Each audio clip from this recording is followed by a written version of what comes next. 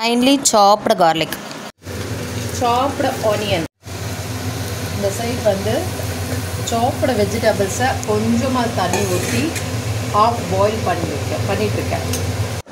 தக்காளியை நல்லா வேக வச்சு அதோட தோலை பிரித்து மிக்ஸி ஜாரில் போட்டு ஃபைன் பேஸ்ட்டாக அரைச்சி எடுத்துக்கணும்.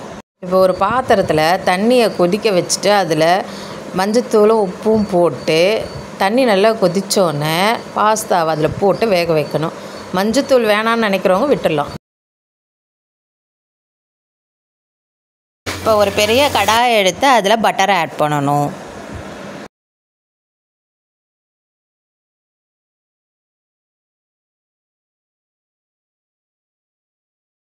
பட்டர் மெல்ட் ஆனோடனே ஃபைன்லி சாப்டு கார்லிக், சாப்டு ஆனியன்ஸ், இதை வந்து 2 to 5 minutes நல்லா ஃப்ரை பண்ணணும், கோல்டன் ப்ரௌன் வர வரைக்கும். ஆனியனும் கார்லிக்கும் நல்லா ஃப்ரை ஆனோன்னே இதை எடுத்து அதில் போட போகிறோம். ஆனியன் நல்லா ஃப்ரை ஆகிடுச்சு. இல்லை வெஜிடபிள்ஸ் ஆட் பண்ணுவோம்.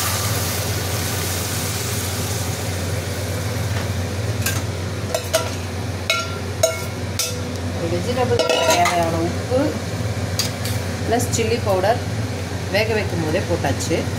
ஸோ இது நல்லா கொதிக்கட்டும். இப்போ இந்த டொமேட்டோ சாஸை வந்து காய் வெந்துட்டது, அதனால இதில் மிக்ஸ் பண்ணிட்டோம்.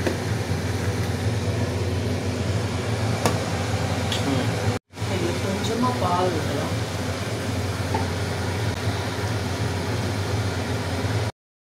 இதோட பாலை ஊற்றும் போது பிங்க் கலராக மாறிடும். இதில் வந்து கரைச்சி வச்ச மைதா மாவு வச்சுருக்கேன். சும்மா 1 ஸ்பூன் கரைச்ச போதும், அதையும் கொஞ்சமாக ஊற்றிட்டேன்.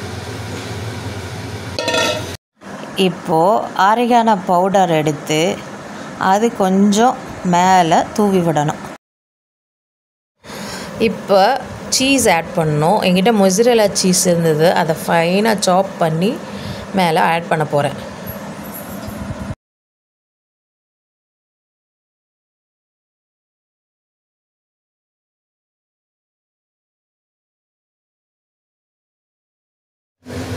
இப்போ பாஸ்தாவை இதில் ஆட் பண்ணுறாங்க.